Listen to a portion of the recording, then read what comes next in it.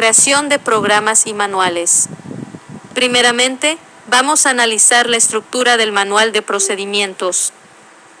Se comenzará con la identificación o encabezado, donde debe figurar tanto el logotipo y el nombre de la organización, como el lugar y la fecha de elaboración, si está revisado, cuándo fue la fecha de revisión y el número de revisión, y qué unidades fueron responsables en su elaboración, revisión y autorización.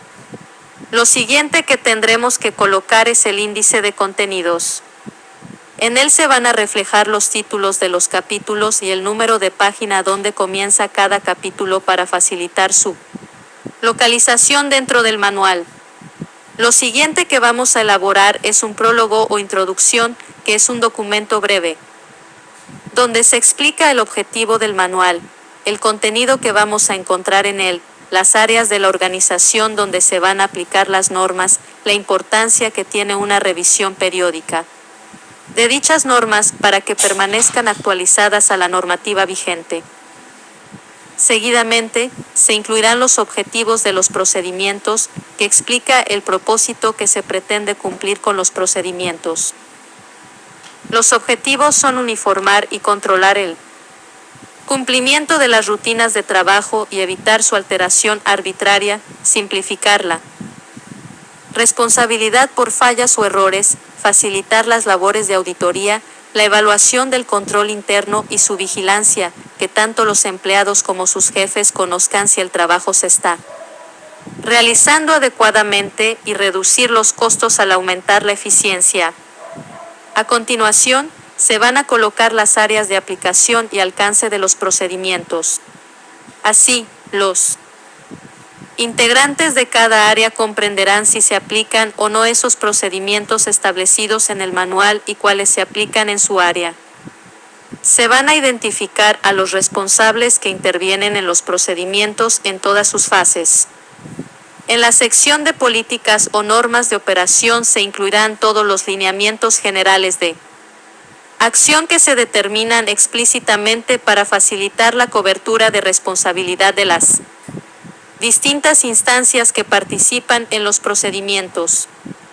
Otro capítulo por incluir es el de la presentación narrativa y secuencial de cada una de las operaciones realizadas en un procedimiento, explicando en qué consisten, cuándo, cómo, dónde, con qué y cuánto tiempo se hacen, señalando a los responsables de llevarlas a cabo. Si el procedimiento es general y comprende varias áreas, debe identificar a la unidad administrativa que estará a cargo.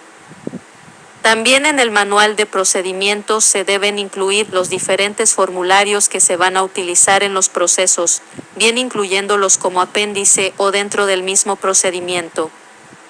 Se debe determinar la inclusión de los flujogramas o de un glosario de términos para aclarar los procedimientos. El hecho de crear un manual de procedimientos es para minimizar las confusiones, para que todos los sujetos de la organización tengan clara su participación en lo que le toca del proceso, pero no debe ser una herramienta para consultar diariamente. Respecto a la creación de programas, nosotros no somos informáticos. El hecho de crear el programa será desde el punto de vista administrativo. Para ellos tendremos que reunirnos con los creadores del software y dejarles en claro cuáles son nuestras expectativas y qué pretendemos resolver. Tenemos que decirles cómo queremos que salga la información, tipo de información de salida, formato, etc., cómo deben visualizarse los estados financieros básicos y secundarios. Tendremos que informarles cómo debe aparecer un asiento contable, cómo deben traspasarse los saldos al libro mayor, cómo calcular los saldos contables en el libro mayor, qué tipos de cuentas deben aparecer en el estado de situación y cuáles en el estado de resultados. ¿Qué tipo de alarmas deben aparecer y cuándo deben aparecer?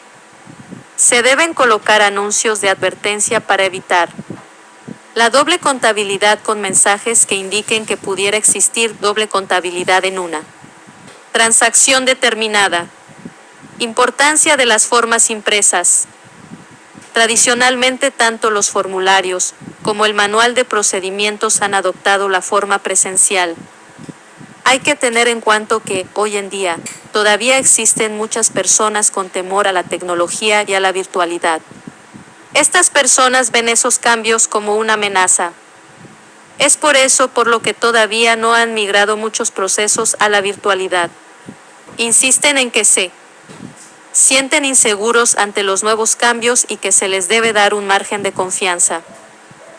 Pero hay que tener en cuenta que imponer la impresión implica un mayor costo del proceso, menor agilidad en el mismo, posibles fallos en la impresión, buscar espacio físico para el almacenamiento de documentación, gestión óptima de los archivos físicos. Las operaciones administrativas que se efectúan en una organización generalmente requieren documentos para dejar constancia de su ejecución.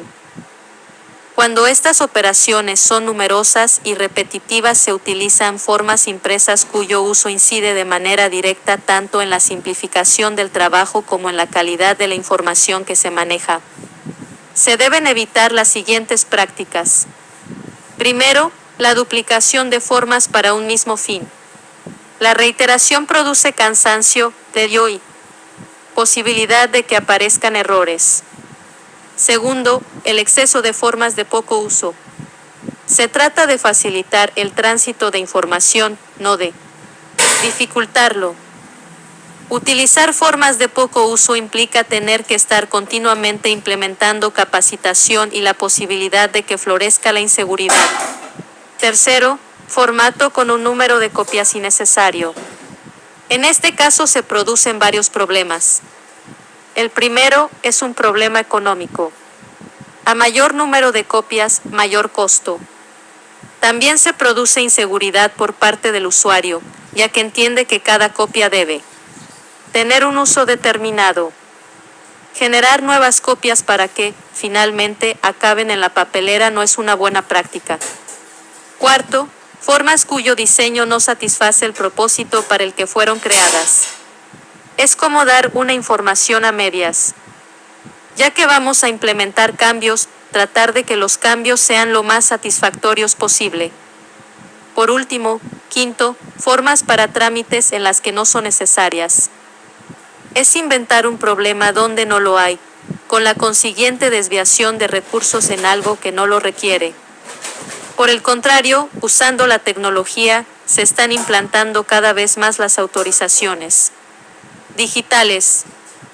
Las firmas digitales facilitan la trazabilidad de una autorización, nos da a conocer al responsable último de la misma. Además, los documentos digitales también pueden ser controlados exhaustivamente por la administración.